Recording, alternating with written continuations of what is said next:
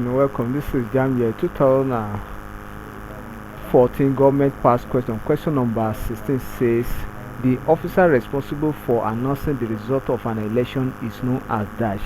The officer responsible for the announcing the result of an election is known as dash. A. Ballot officer. B. Presiding officer. C. Returning officer. D. Electoral officer. The officer that announced the result of an election of any election,